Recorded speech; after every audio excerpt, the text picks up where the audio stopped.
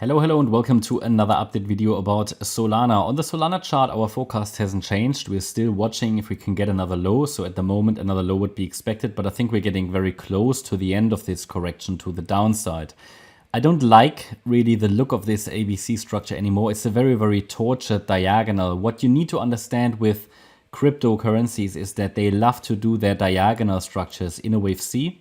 So if we consider this as an ABC correction, which should finish shortly, which could then result in another rally, we need to understand that a C wave can always be a diagonal structure. I absolutely don't like the look of this anymore.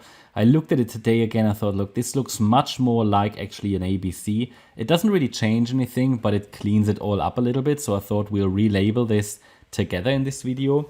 What is the difference? Well, essentially the difference is only that within this ABC structure, we are watching for 5 waves down in the C wave, which could be nearly done. 1, 2, 3, 4, 5. What I don't like about this is that the wave 5 is so long and that the wave 1, 2 is just so short. So even though the wave count guided us really well and it took us to lower prices and it identified for us some targets, it still makes sense, in my opinion, to change it, to adjust it, just because it doesn't have the right look anymore. So let's do that. That's something that's completely normal. It also doesn't change the outlook anyway, so there's no harm in doing so. So what you need to understand is that cryptos love to do WXY structures. Not often enough to make them primary expectation, but yeah, for me, this seems to be the more likely scenario in this case, if I look at the subwave structures and everything, right? So we have a WXY to the downside. This wave W was likely an ABC in itself. So we had here an A wave down.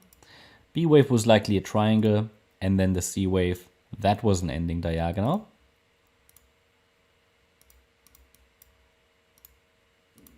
So how come? Well, see, an ending diagonal is characterized by overlapping price action, often in a wedge pattern. Okay, we did have it here.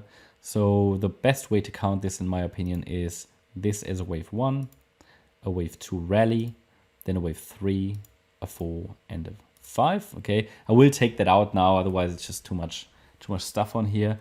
Then the X wave is just a connecting corrective wave, and now we seem to be coming down. You see how messy, how tortured this move is. Now, the main reason why I want to change this, or why I wanted to change the count now, is because of this. Because it just looks so like a B wave. Okay, so let's do this. So in the Y wave here, we are then dealing with an ABC structure. A wave down, B wave up, and the C wave to the downside. And within the B wave, so we had 5 waves down in A. If anybody would like to see the subwave count, I would rather say we probably had here a 1, a 2. This was a 3. Wave 4 could have even been a triangle, and then a wave 5 down. Even though that's still ugly, it's better than what we had before. Okay. And then the B wave here as a WXY rally, like what cryptos did, like what Bitcoin, Ethereum, not what cryptos did, but what Bitcoin and Ethereum did, W, and then an X wave and a Y wave. Even though the X wave is a little, no, it actually went higher than the wave W, that's fine. So WXY in the B wave, and now we could be coming down in the C wave, yeah. And here it's a little bit uncertain as to where we are, but I think we are in a similar situation as we are on the Bitcoin, Ethereum charts, where we can also say that we probably had here a small 1-2 setup, yeah, and all of this could be a 3, this a 4, and a 5. Because you can see the 3 wave, the wave 3 is a 5 wave move, 1, 2, 3, 4, 5 in wave 3. This could be a 4 now with one more low to come in wave 5. I like that wave count much better compared to what we had before.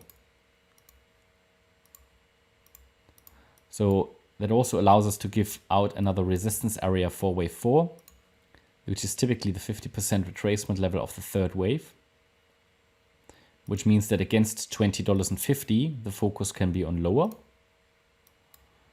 Doesn't need to come up that high. Okay, I'm actually going to add the 23.6 fib level to the chart.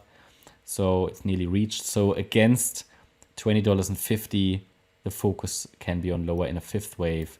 And for me, an ideal target would be here $17.90 as next key support.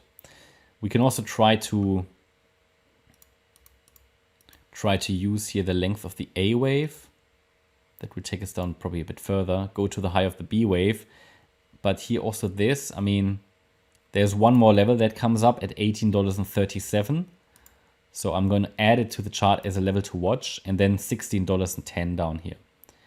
So I'm just, we have so many Fibonacci extension levels from previous videos also to watch. I mean, they have been useful because $19.50 was one of them and price reacted to it. But what we do basically, we look at these Fibonacci relationships at these extension levels, and then we watch these as price gets there. At the moment, I have no evidence that a lasting low has been established, so another low is still expected. And we're watching next the $18.37 level, then $17.88, then $17, and then $16.10 and $15.90. These are the next levels to watch. And for me, I think it's quite likely to get sort of to the area around $17 and $17.90, as I said in previous videos. So yeah, no change. So hopefully you liked the update. If you did, please hit the like button, leave a comment and subscribe. And if you really like the content, then please check out the channel membership. Thanks a lot for watching. Bye-bye.